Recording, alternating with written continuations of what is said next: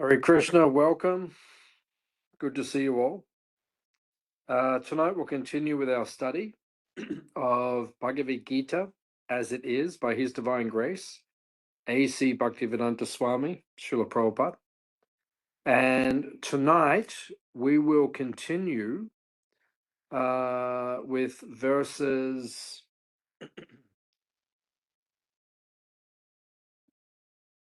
26 onwards for chapter 11. Chapter 11 is entitled The Universal Form, which is a very interesting chapter because we hear about Krishna proving his divinity by showing Arjuna.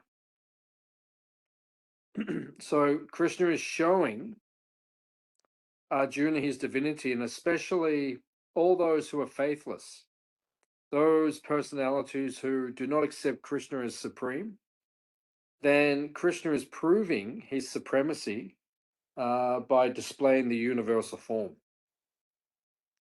And as we mentioned last week, as devotees, we don't need to see Krishna's universal form. It's not necessary for us because of our devotion or our bhakti, our practice, our attempts to practice bhakti yoga.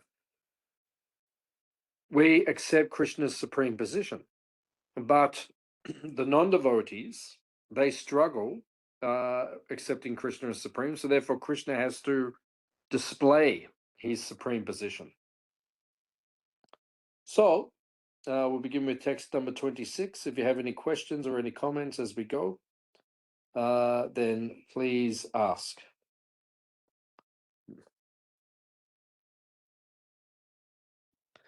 All the sons of Dhritarashtra, along with their allied kings, and Bhishma, Drona, Karna, and our chief soldiers also, are rushing into your fearful mouths. And some I see trapped, with heads smashed between your teeth. So here we're hearing about the Kala Rupa. The Kala Rupa means Krishna's form as time. Because all of us will be swallowed up by time. Time waits for no person, no man. Time is supreme in this material world, and it will devour everyone. So Krishna says, Kalosmi, I am time. And those in the material world will be destroyed by the time factor in due course of time. So what we're hearing about is this Kala Rupa, Krishna in the form of time, who is devouring everybody, devouring everything. So this is his all-powerful nature. As the many waves of the rivers flow into the ocean, so do all the great warriors enter blazing into your mouths. I see all people rushing full speed into your mouths as moths dash to destruction in a blazing fire. So it doesn't matter how powerful we are in this world. There are many powerful warriors in this world, many powerful personalities in this world. And it doesn't matter how powerful you are, you will be devoured and destroyed by the time factor. All the most powerful warriors in this world have been destroyed in due course of time. So we should not think that we will not die. In the Mahabharata, there is a famous story about the Pandavas when they were in exile. They were sent to the forest, and they had to live for 12 years in the forest. And the the agreement was because they lost a gambling match with Duryodhana and the Kauravas. And the agreement was that they would go to the forest for 12 years, and in the 13th year, they had to stay in exile. And if they were rediscovered during that final year in exile, then they would have to go back to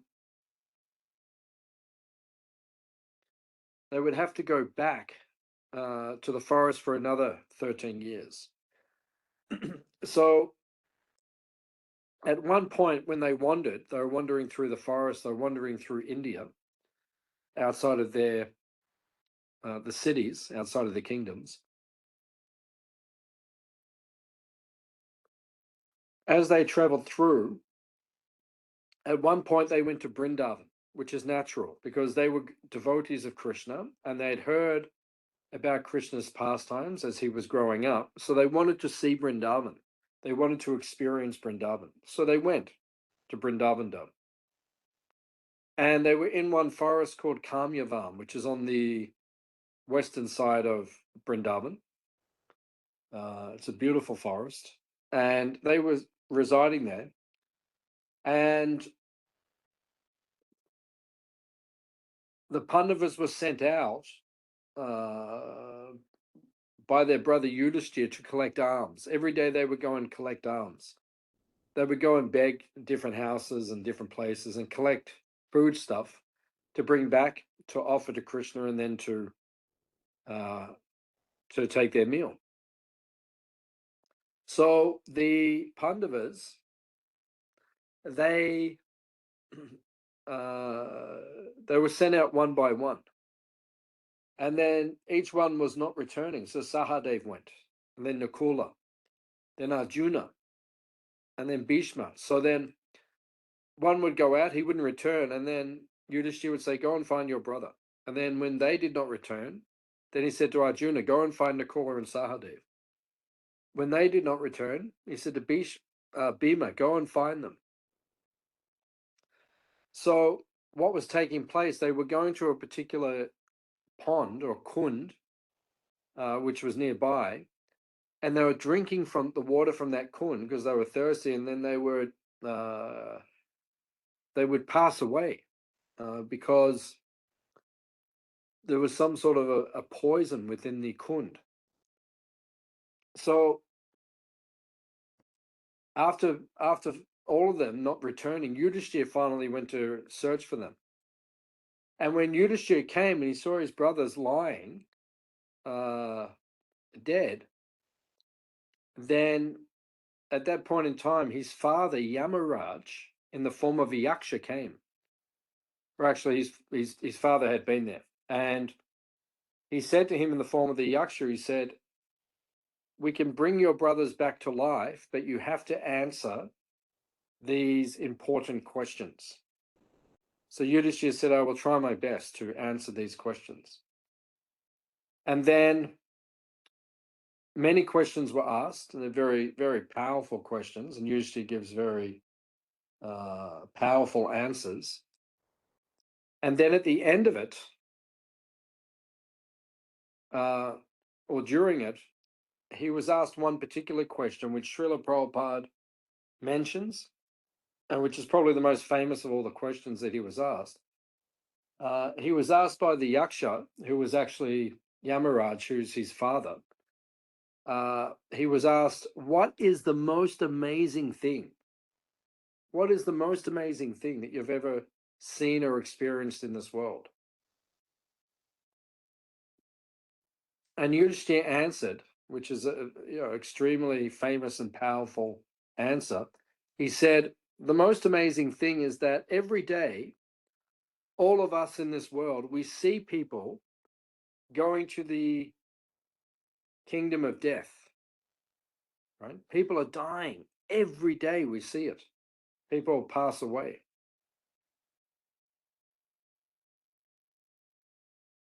But the most amazing thing is that we live in such a way that we think it will not happen to us. Right? Practically, we all think like that. It's not going to happen to me. I will not die. I will not pass away. So this is described as the most amazing thing. So this is the nature of this material world. Although we are faced with death all around us continuously, we always have that illusion that it will not happen to us. That is the most amazing thing in this material world. So here we're hearing that even the most powerful warriors on the planet, they also have to die. They also have to leave this world. Right?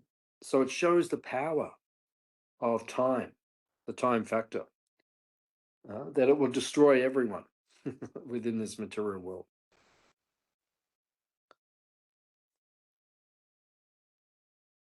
I see all people rushing full speed into your mouths, as moths dash to destruction in a blazing fire.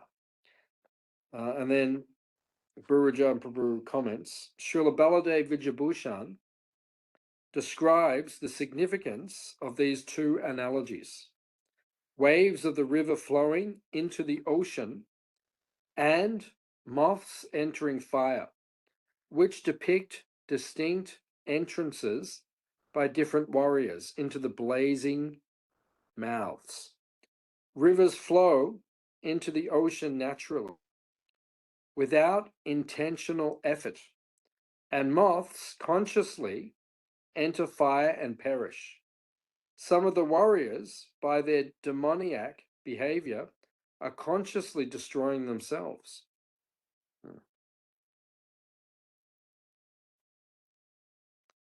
So all of us will die. But if you live an impious life, if you live in this world in such a way that you are adamic, that you are living against the laws of God, then you will die an untimely death.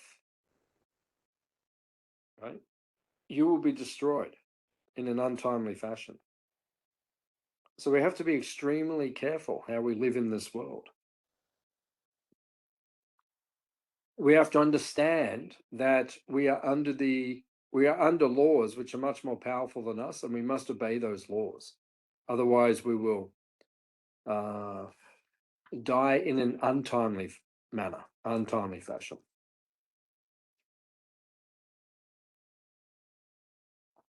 O Vishnu,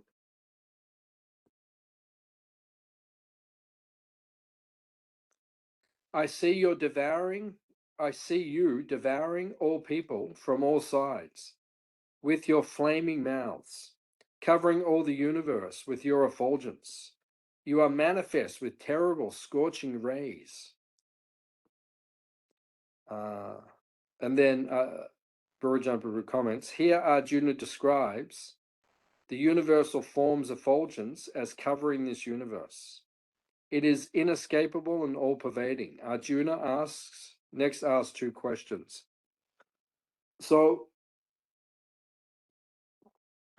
the reason we cannot escape death, the reason we are under the control of time, and the reason that we are subordinate to this prakriti, or this material energy which surrounds us, is because we are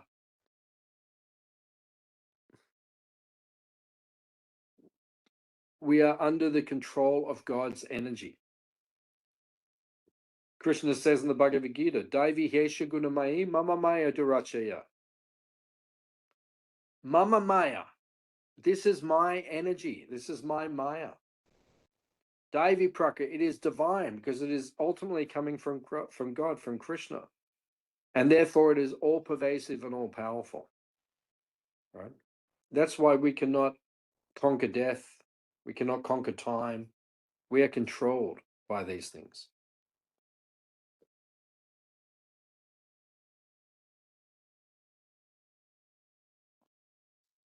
Text number 31. Arjuna says, O Lord of Lords, so fierce of form, Please tell me who you are. I offer my obeisances unto you. Please be gracious to me. You are the primal Lord. I want to know about you, for I do not know what your mission is. So in the purport, Prabhupada says, in a previous verse, Krishna promised to show Arjuna things he would be very interested in seeing. Now Arjuna sees that the leaders of the opposite party and their soldiers and Arjuna's own soldiers are all being annihilated. This is an indication that after the death of nearly all the soldiers, Arjuna will emerge victorious.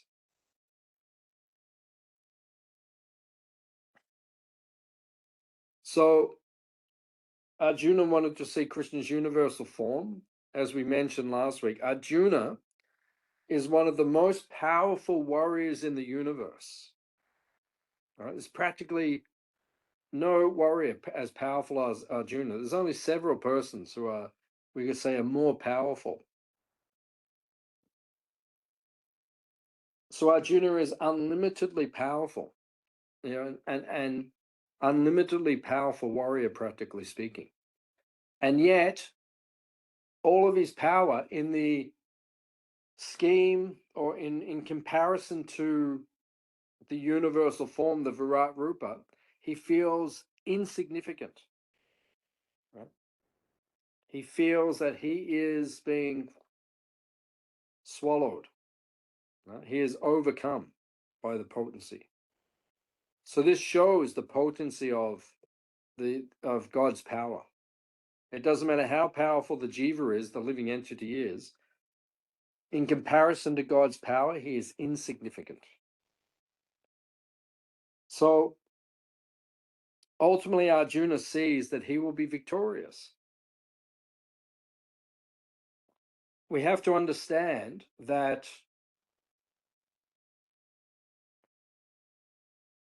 this is explained in the Bhagavad Gita, that victory or defeat, that is in Krishna's hands ultimately. We can try very hard, right, to be victorious, but sometimes we will not be successful. We can try very hard to be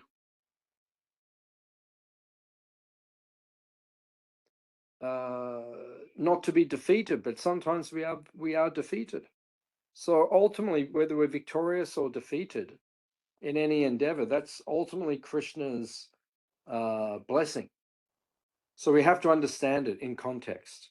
All right, we are not all powerful, and Krishna can humble us at any time. And Burujan Prabhu comments that Arjuna asks, "Who are you? What is your mission?" Now Krishna answers in this verse, text number 32. The Supreme Personality of Godhead said, "Kalosmi, time I am, the great destroyer of the worlds. And I have come here to destroy all people. With the exception of you, the Pandavas, all the soldiers here on both sides will be slain." So Prabhupada mentions in the purport, although Arjuna knew that Krishna was his friend and the Supreme Lord, he was puzzled by the various forms exhibited by Krishna.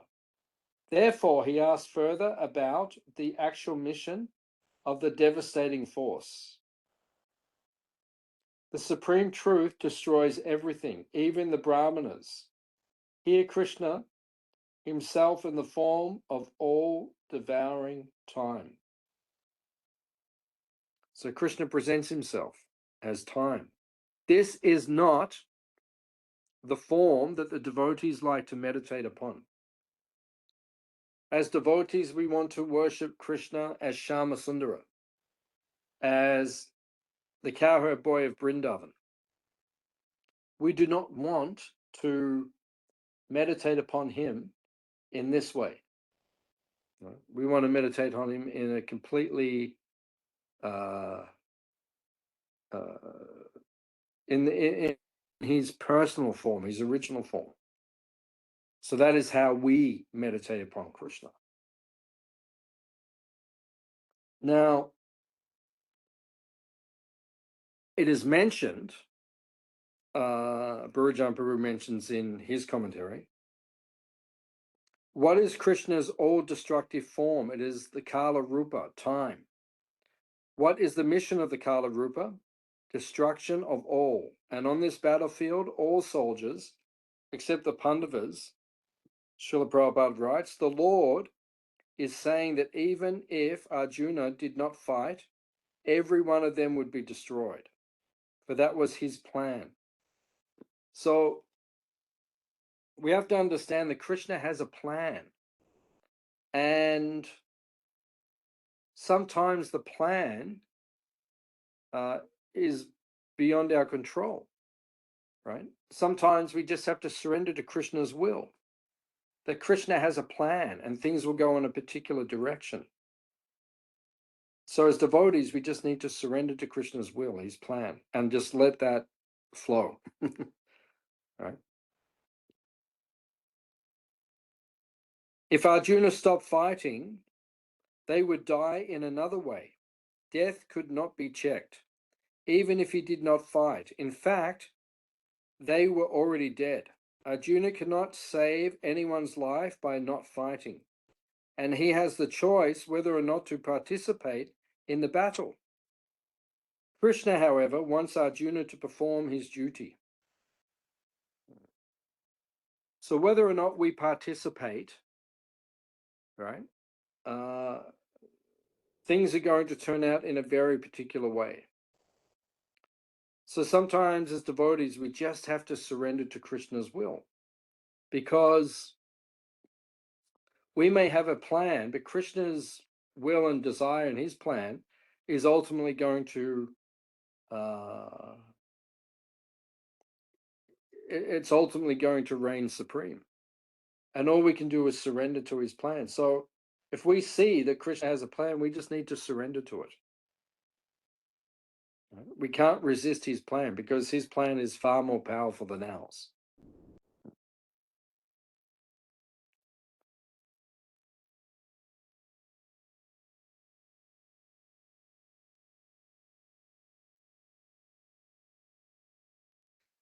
Text number 33. Therefore, get up, prepare to fight and win glory. Conquer your enemies and enjoy a flourishing kingdom. They are already put to death by my arrangement, and you, O Savyasachi, can be but an instrument in the fight. Prabhupada says in the purport, the whole world is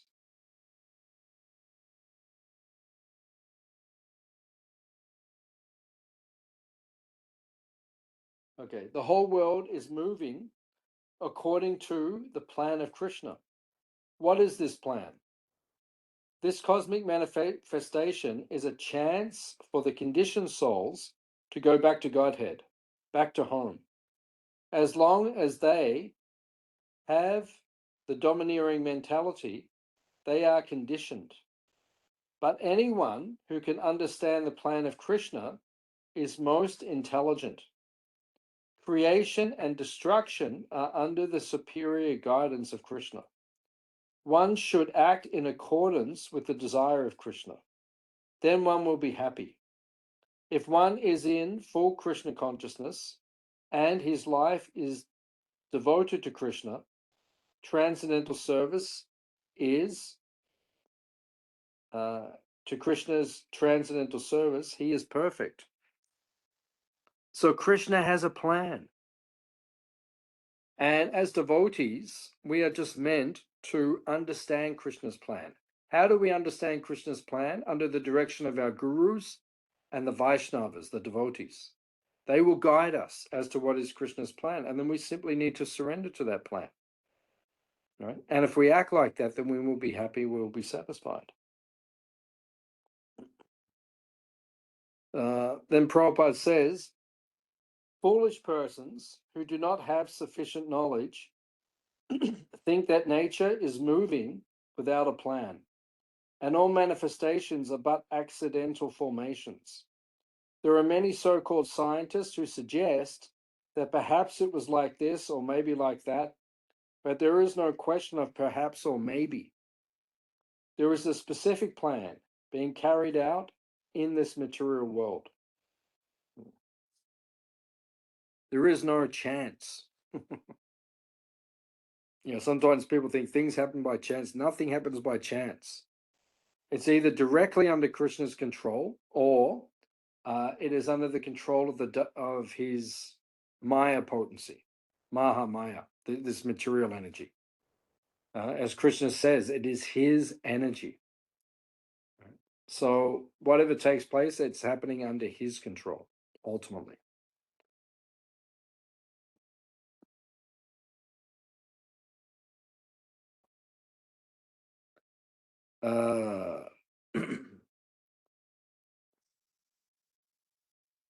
It is also mentioned Savya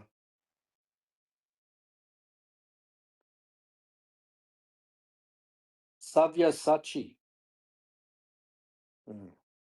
This is the next verse. We'll read the next verse.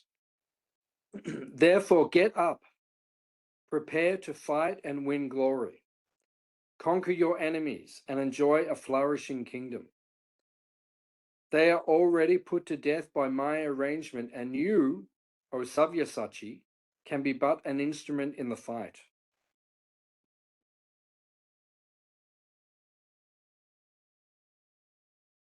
So, Burujan Prabhu mentions, Savyasachi also means one who can fight ambidextrously, with either hand, left or right.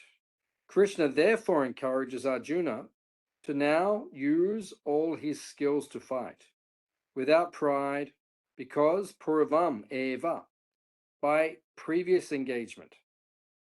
Not because of Arjuna's skills, the warriors are as good as dead. Even though the opposition is already dead, he wishes Arjuna to fight as his instrument. So it's an important point to understand that quite often, whether we're going to be successful or unsuccessful, that is already destined and decided by Krishna. What we must do is do our duty. And if we do our duty properly, then Krishna will glorify the devotee. Prabhupada says in the purport, the whole world,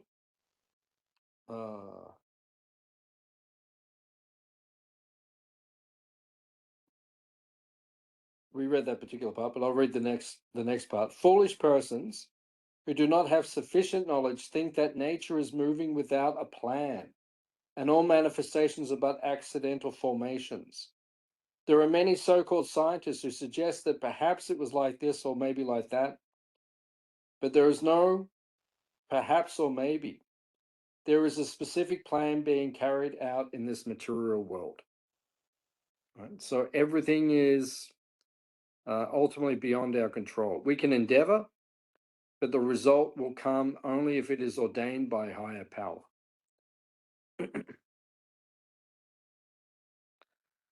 Drona, Bhishma, Jayadratha, Karna, and the other great warriors have already been destroyed by me. Therefore, kill them and do not be disturbed. Simply fight, and you will vanquish your enemies in battle. So Prabhupada mentions, every plan is made by Krishna, but he is so kind and merciful to his devotees that he wants to give the credit to his devotees who carry out his plan according to his desire. Life should therefore move in such a way that everyone acts in Krishna consciousness and understands Krishna through the medium of a guru. The plans of Krishna are understood by his mercy, and the plans of the devotees are as good as his plans. One should follow such plans and be victorious in the struggle for existence. So this is the struggle for existence. Prabhupada says this world is like hard wood, and we have to learn to carve Krishna out of it. Right? This world is not an easy place. But we have to understand that if we just endeavor and fulfill the desire of the spiritual masters and of the devotees, then Krishna will be happy and satisfied with us.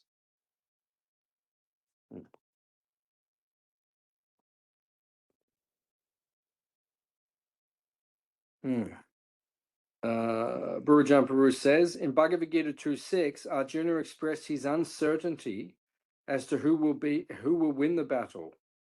Here Krishna says, you will conquer, to certify that Arjuna will be victorious. Krishna also adds Jayadrath's name to the three warriors already mentioned in text 26. Although he is not as powerful as the others, Jayadrath was given a boon by Lord Shiva to be able to stop the Pandavas once. Because Arjuna knows this, he is concerned about Jayadrath. Krishna assures Arjuna that his concern is unwarranted. Sanjaya said to Dhritarashtra, O king, after hearing these words from the Supreme Personality of Godhead, the trembling Arjuna offered obeisances with folded hands again and again.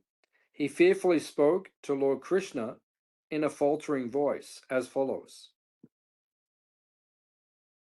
Prabhupada writes, because of the situation created by the universal form of Krishna, Arjuna became bewildered in wonder. Thus he began to offer his respectful obeisances to Krishna again and again. And with a faltering voice, he began to pray, not as a friend, but as a devotee in wonder. So Arjuna is completely overwhelmed. And he, at this point in time, he cannot see Krishna as his friend, right? Because he's seen the universal form, and you can't have a loving relationship with the universal form. You're just in wonder, right? You're overwhelmed by the potency and the power of this form. And because of that, then Arjuna is trembling, and he is praying to Krishna because he's overwhelmed by the power of this form.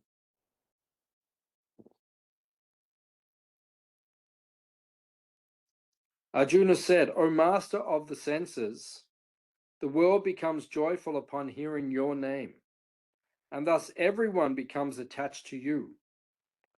Although the perfected beings offer you their respectful homage, the demons are afraid, and they flee here and there. All this is rightly done. Prabhupada says, Arjuna confirmed that Krishna is the maintainer and the object of worship for the devotees, and the destroyer of the undesirables. His actions are equally good for all. Krishna's treatment of the devotees and the atheists is praised by Arjuna.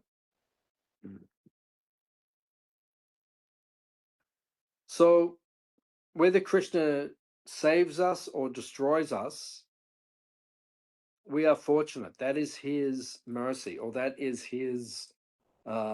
our good fortune. So we have to understand Krishna's position. He is always acting in such a way to give pleasure to the devotee. That is Krishna's supreme position.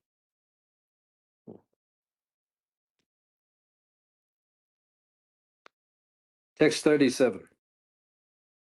O great one, greater even than Brahma, you are the original creator. Why then should they not offer their respectful obeisances unto you? O limitless one,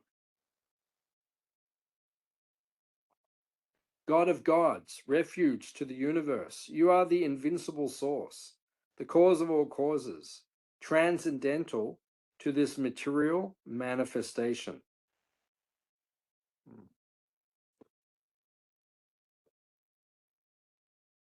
Prabhupada says, by this offering of obeisances, Arjuna indicates that Krishna is worshipable by everyone. He is all-pervading, and he is the soul of every soul. He is the cause of all causes, and being so, he is superior to all the conditioned souls, as well as the material cosmic manifestation itself. He is therefore the all great supreme.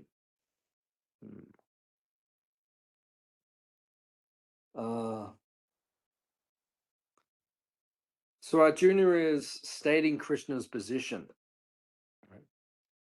As devotees, we accept Krishna's supremacy, that Krishna is the supreme personality. We accept that. And when we hear about his universal form as an example, it just makes us even more devoted to Krishna, because we understand his greatness, his power, his potency, and that becomes attractive for the devotees.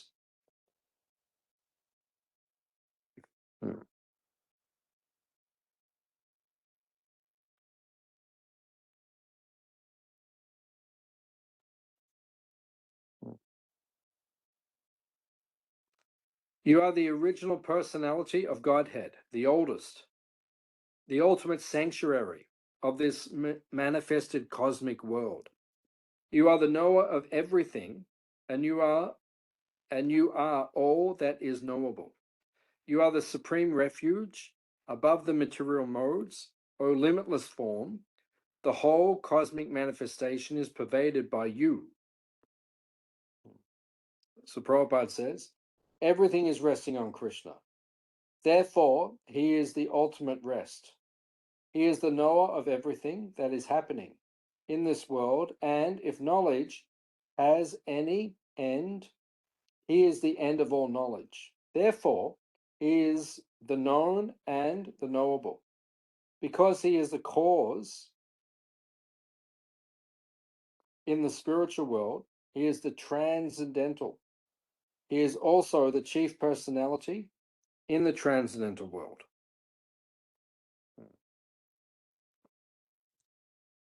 So, the source of the Virat Rupa, the source of this form, is Krishna himself.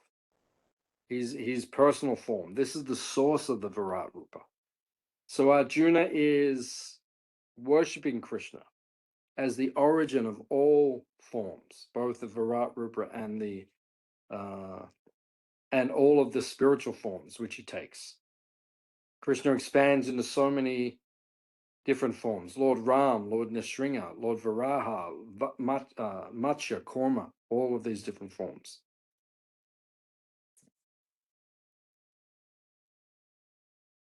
You are the air, and you are the supreme controller.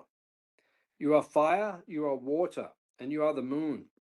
You are Brahma, the first living creature, and you are the great-grandfather. I therefore offer my respectful obeisances unto you 1,000 times, and again, and yet again. So Prabhupada says, the Lord is addressed here as air, because the air is the most important representation of all the demigods, being all pervasive. Krishna is the great grandfather because he is the father of even Lord Brahma.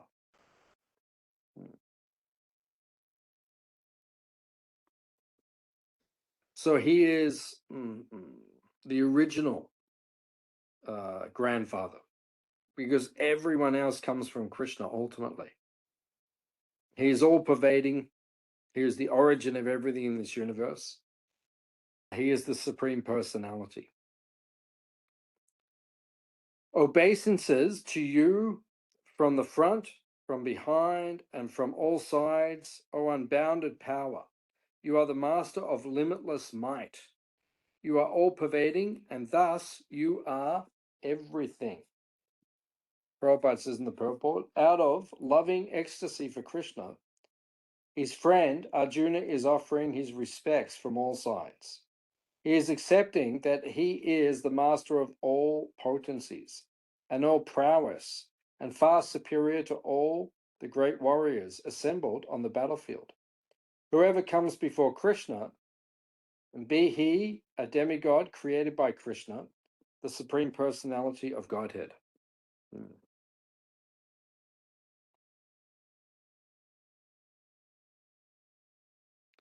So we're understanding by Arjuna's description Krishna's supreme nature, that he is the source of everything, the Lord of all lords.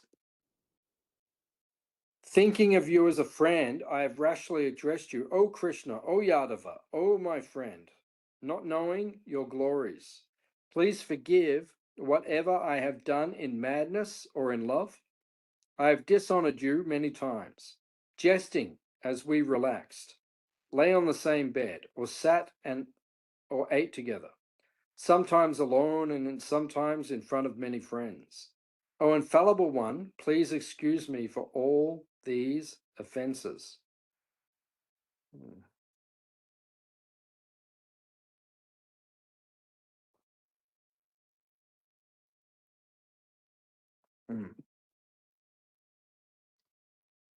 So Prabhupada comments, Krishna is so kind and merciful that in spite of his opulence, he plays with his devotee as a friend. Such is the transcendental loving reciprocation between the devotee and Krishna. The relationship between the jiva and Krishna is fixed eternally. It cannot be forgotten. So Arjuna normally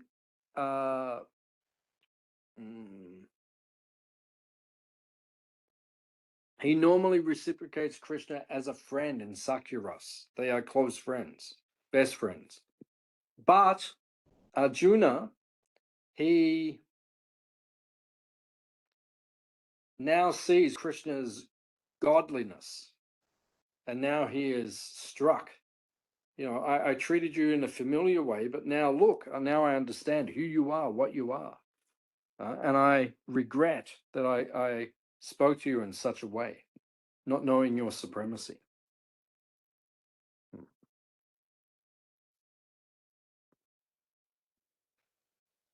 You are the father of this complete cosmic manifestation, of the moving, unmoving.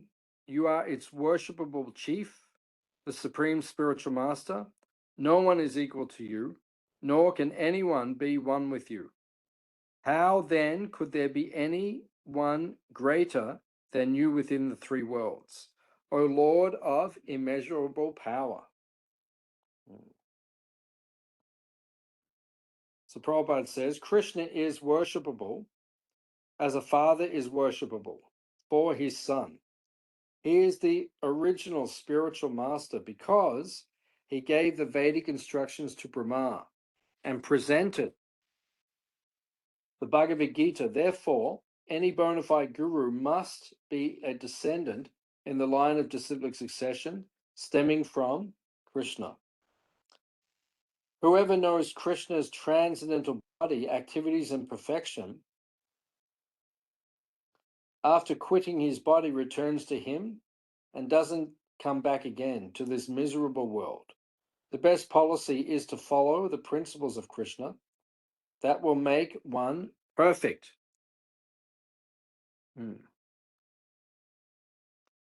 So to understand Krishna's actual position,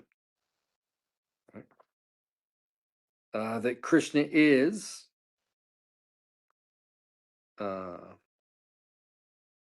transcendental under all circumstances. When one understands Krishna's transcendental nature, he does not need to take birth again in this material world.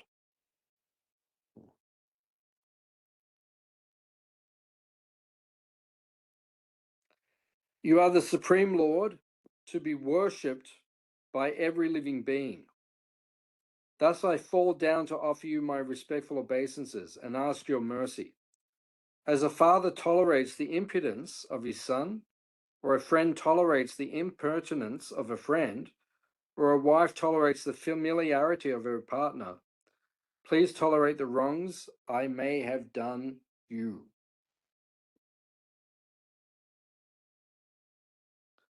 Prabhupada says, Krishna's devotees relate to Krishna in various relationships,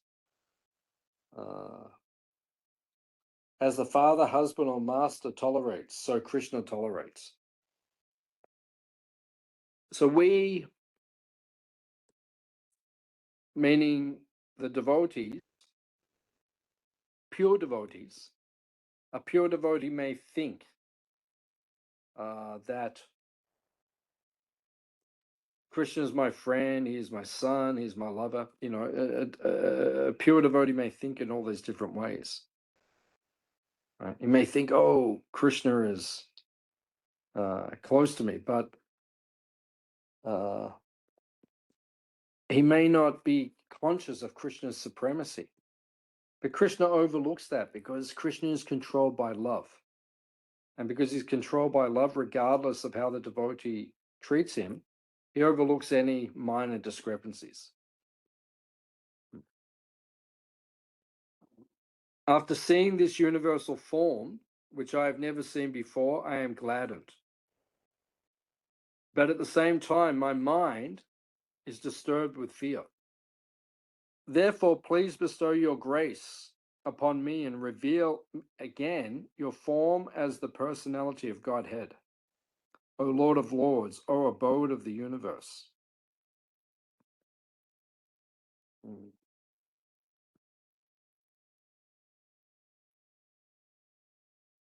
Prabhupada explains, as a dear friend is gladdened by his friend's opulence, Arjuna is very grateful to see that his friend Krishna is the supreme personality of Godhead and can show such a wonderful universal form.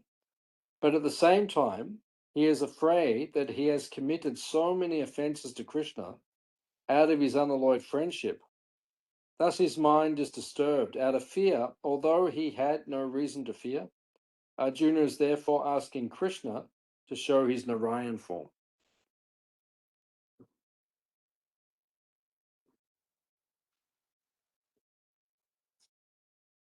So he wants to see the form of Krishna as Narayan. He wants to see his personal form as opposed to this Virat Rupa. The Supreme Personality of Godhead said, my dear Arjuna, happily have I shown you by my internal potency this supreme universal form within the material world. No one before you has ever seen this primal form, unlimited and full of glaring effulgence. So Prabhupada says, Arjuna wanted to see the universal form of the Supreme Lord, so Lord Krishna, out of his mercy upon his devotee, Arjuna, showed his universal form, full of effulgence and opulence. This form was manifested by Krishna's internal potency, which is inconceivable by human speculation. It is clearly stated that no one had ever seen this form before.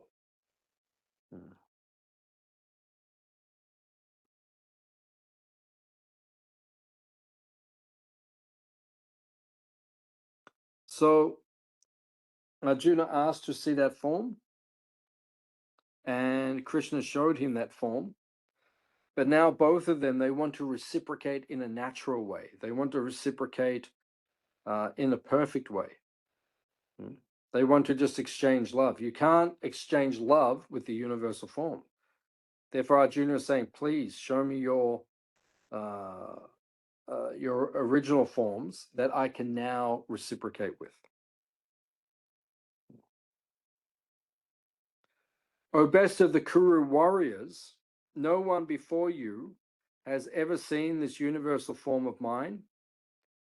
For neither by studying the Vedas nor by performing sacrifices nor by charity, nor by pious activities, nor by severe penances can I be seen in this form in the material world.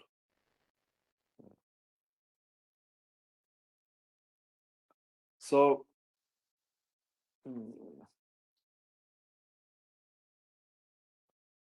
Srila Prabhupada points out, although this description of the universal form was unknown to everyone before, now one can have some idea of the Vishwarupa after this incident. Those who are actually divine can see the universal form, but one cannot be divine without being a pure devotee of Krishna. The devotees, however, are not very much interested in seeing the universal form. As described in the previous verse, they desire to see the four-handed form of Lord Krishna as Vishnu, and are actually afraid of the universal form.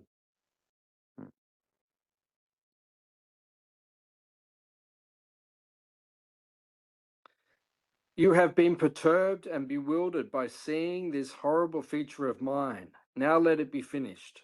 My devotee, be free again from all disturbances. With a peaceful mind, you can now see the form you desire. So Prabhupada says a devotee is not very much interested in the universal form. So it is not attractive to the devotee. That's why we don't meditate upon it. We always try to meditate upon Krishna in his Shama Sundara form in Vrindavan, right? We are not interested in meditating on his universal form, because for a devotee, we cannot reciprocate with that form.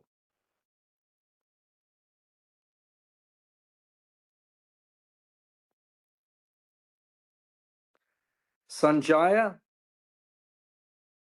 said to Dhritarashtra, the Supreme Personality of Godhead, Krishna, having spoken thus to Arjuna, displayed his real four-armed form, and at last showed his two-armed form, thus encouraging the fearful Arjuna.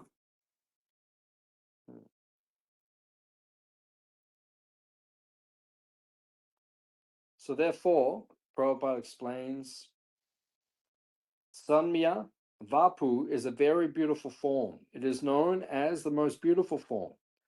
When he was present, everyone was attracted simply by Krishna's form. And because Krishna is the director of the universe, he just banished the fear of his devotee and showed him again his beautiful form of Krishna. Only a person whose eyes are smeared with the ointment of love can see the beautiful form.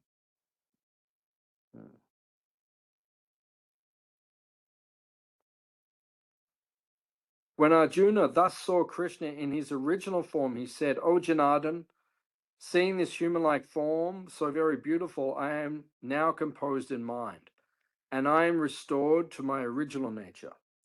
The Supreme Personality of Godhead said, O dear Arjuna, this form of mine you are now seeing is very difficult to behold. Even the demigods are ever seeking the opportunity to see this form, which is so dear. The form you are seeing with your transcendental eyes cannot be understood simply by studying the Vedas, nor by undergoing serious penances, nor by charity, nor by worship. It is not by those means that one can see me as I am.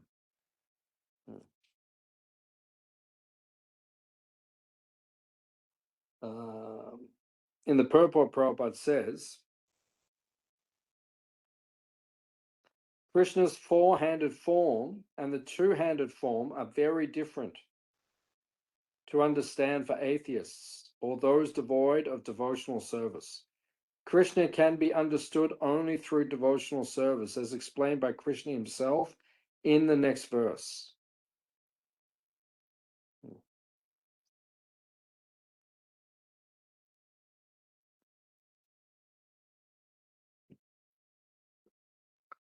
My dear Arjuna, only by undivided devotional service can I be understood as I am, standing before you, and can thus be seen directly. Only in this way can you enter into the mysteries of my understanding. Prabhupada explains, Krishna can be understood only by the process of undivided devotional service. Those who are very experienced students of Vedic literature can learn about him in so many ways. If one at all wants to understand Krishna, he must follow the regulative principles described in the authoritative literature. For one who does not take personal training under the guidance of a guru, it is impossible to even begin to understand Krishna. No other process can be used, recommended, or can be successful in understanding Krishna. So this is the message of the Bhagavad Gita. The message of the Bhagavad Gita is that we must follow the regulative principles of devotional service and engage in bhakti, and only by engaging in bhakti can we understand Krishna in his original form.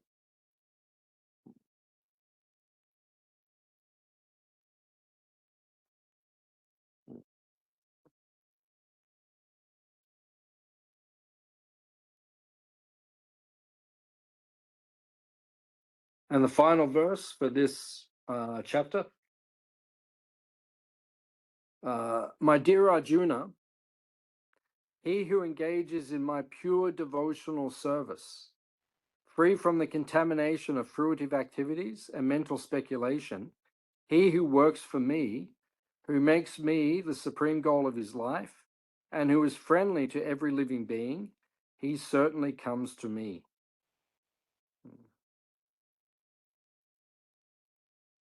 So only by pure devotional service can we understand Krishna. It's not easy to see Krishna's spiritual form. We have to become pure devotees.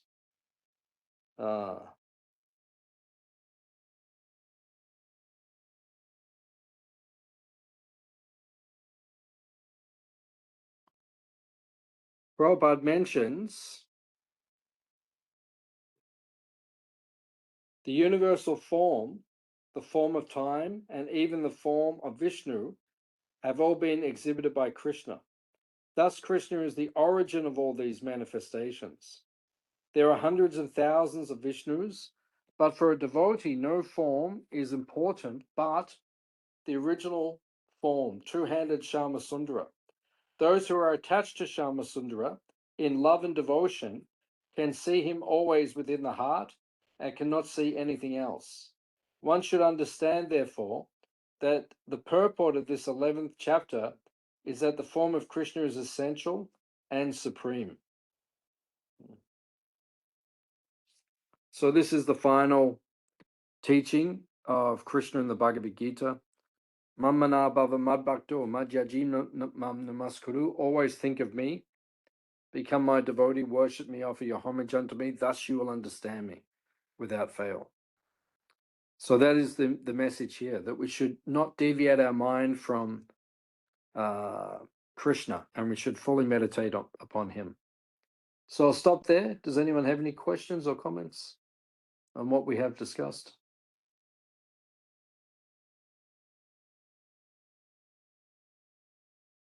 Thank you all for coming, and we'll see you next week.